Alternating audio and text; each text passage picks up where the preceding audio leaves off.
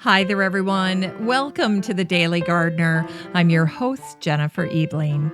It's October 9th. Does your Christmas cactus have red on the leaves? If so, that red is an indicator that your plant is feeling stressed out. It could be that it has that color on the leaves when it's blooming because blooming puts pressure on the plant. But in general, those leaves will turn a little red if you're watering them too much or if you have them in too much sun. I put them on a sunny windowsill, but I would never put them in full sun outside. One of my oldest Christmas cactuses came from my husband's grandmother. Now that was a very craggy-looking Christmas cactus. I managed to keep it alive for about a decade, and then it was time to start over with a new one. Don't forget that you can propagate your Christmas cactus with no scissor required. Simply grasp one of the leaves and twist it off. You can put the cutting in water, or you can add a little rooting hormone and put it directly in the soil. If you want to keep your Christmas cactus compact, now's the time to prune it. Just take all those little cuttings and get them rooting, and then share them with friends. Here's today's brevities. On this day in 1801, the botanist François-Andre Michaux returned to Charleston. François-Andre was the son of the botanist Andrea Michaux. His father named an oak in his honor. Michaux's mom died just a few short weeks after he was born. His father was so despondent, he turned to botany to deal with his grief. When François-Andre was 15 years old, he and his dad set sail for North America. His father had very clear goals for his time there. Establish a botanical garden and send specimens back to France. When they arrived, the year was 1786, and the location chosen by Michaux for the botanical garden was on property that's now occupied by the Charleston Area National Airport. Today, as you leave the airport, you'll notice a stunning mural that honors the Michauxs. It includes scenes depicting the rice fields along the Ashley River and the Charleston Harbor, where Michaux introduced one of the first camellia plants. In one panel, François-Andre and his father are depicted in a potager or kitchen garden. The mural was installed in 2016. And it was on this day in 1887 that the Los Angeles Herald ran an interview with the superintendent of the botanical gardens, William Smith, about the senators in Washington during the 1880s who had a passion for plants. Here's what he said. Senator William Pitt Fessenden of Maine was an ardent apostle of gardening all through his long public life. I remember that his wife had a sweet verbena in their home in Maine, of which she was very fond. She watched it tenderly as a child, and Mr. Fessenden shared the feeling so thoroughly that for 13 years he would journey home from Washington to take up the plant in autumn and make another trip in springtime to set it out. No pressure of public business could make him forget that verbena. It really was a paternal devotion. And then there was Senator Benjamin Gratz Brown from Missouri, a very warm lover of flowers and a thorough master of their cultivation. During all the time he was in the Senate, I don't believe he missed a day at the botanical garden, and we would chat for hours when he felt in the humor. There's another botanist in Congress. I know the name will surprise you. Senator William Steele Holman of Indiana. It seems almost a contradiction that one of his reputation should be a lover of flowers, but he certainly is. He's a frequent visitor of the garden, and you can see from his conversation that he watches every new phase of the science as keenly as he does the money bags of the Treasury. And it was on this day in 1899 that Augustine Henry wrote to his friend, the designer Evelyn Gleason, after meeting Ernest Henry Wilson for the very first time. At this point, Henry was toward the end of his time in China. He was living in the Samao district in the Yunnan province of China. He knew that the flora of China was an untapped market for European horticulture. Meanwhile, the young botanist named Ernest Henry Wilson was just starting out. When Henry wrote his friend Evelyn Gleason, he was optimistic about Wilson's prospects.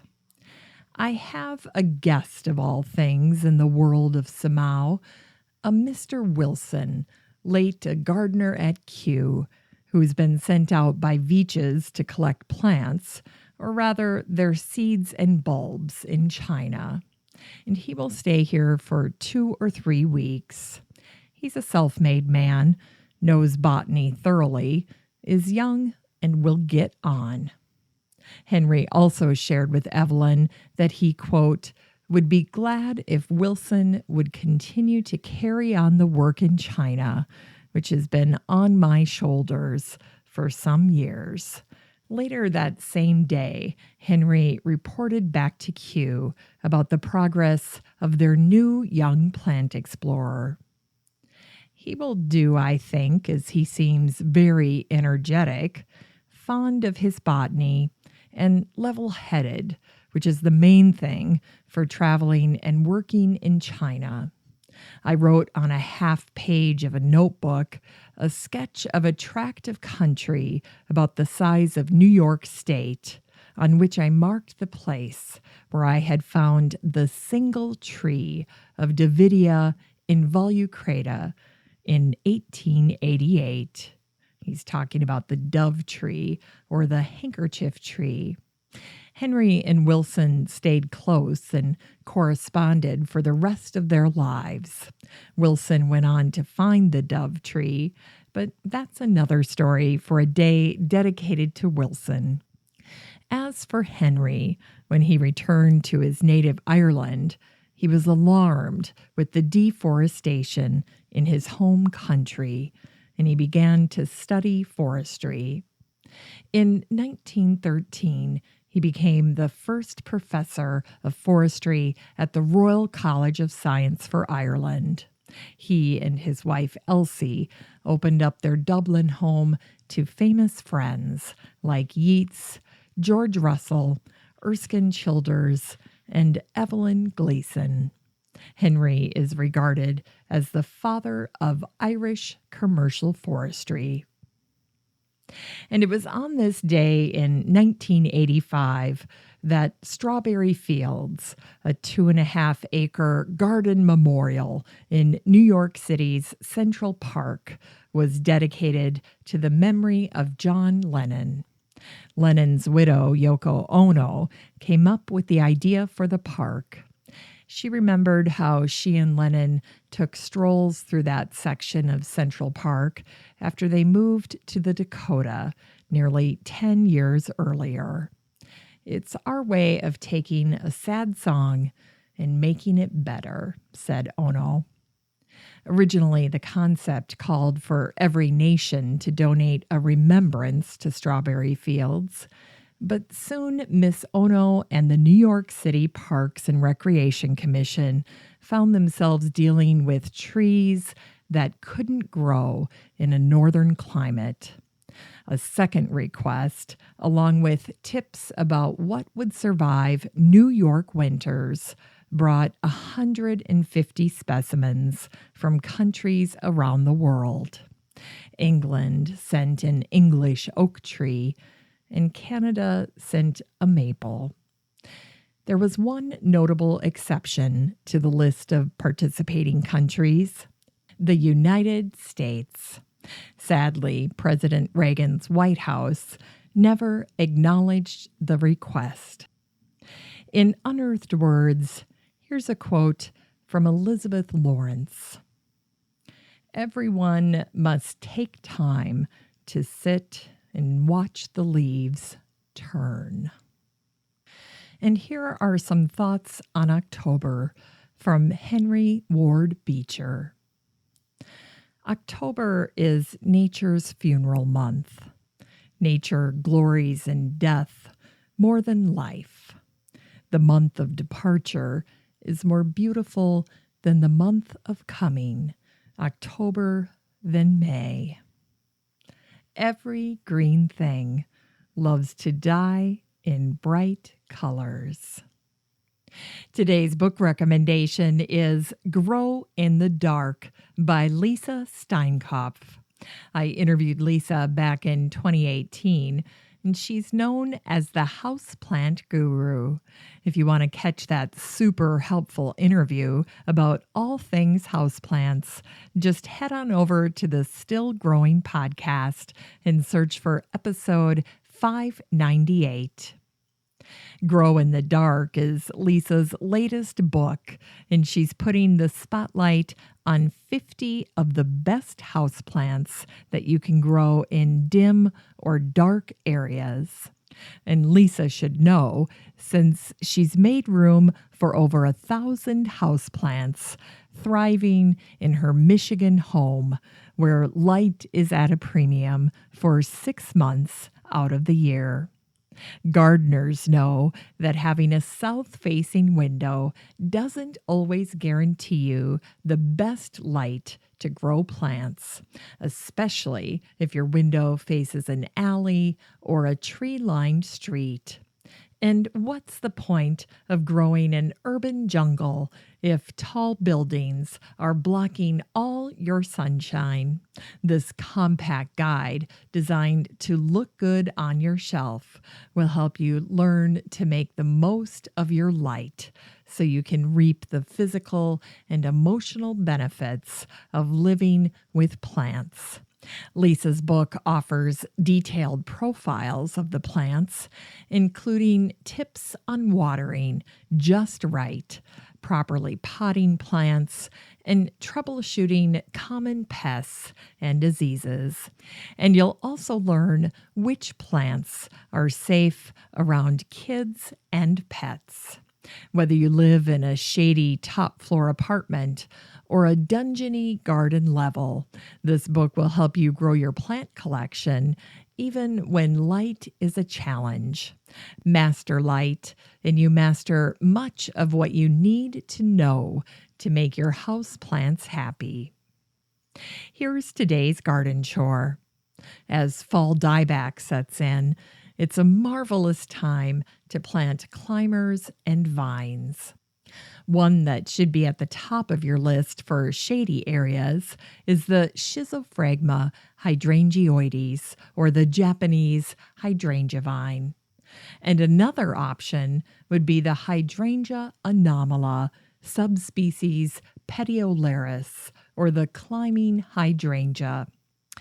Although these two Asiatic vines look similar, they are different. And once you learn the difference and see them side by side, you'll forever be able to tell them apart. In the hydrangea, which is more hardy, the flowers create a tiara. In the Schizophragma, the petals are more white and they appear individual and not in clusters of 4. Gardeners need to know that Schizophragma blooms later in the season than the climbing hydrangea, and it also looks neater and cleaner. If you plant either of these vines, be prepared to wait.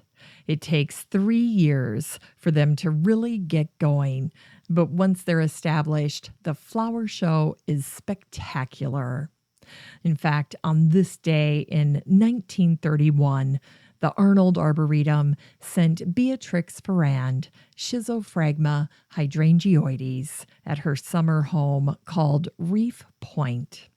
Ferrand gushed, "This grew marvelously up to the second-floor windows, only outdone in magnificence by two big Hydrangea anomala, subspecies Petiolaris, or climbing hydrangea, which clambered to more than 30 feet. Finally, here's something sweet to revive the little botanic spark in your heart." On this day in 1947, the Times out of Streator, Illinois, shared a story called "Ailment of Two Boys, Solved by Botanist." Here's what it said. Two 8-year-old boys gave their parents a bad time when they fell victims to raging fevers and hallucinations in which weird animals stalked across the ceiling. The frantic parents summoned psychiatrists, but it was a botanist, Dr. Otto Emery Jennings of the University of Pittsburgh, who finally solved the mystery.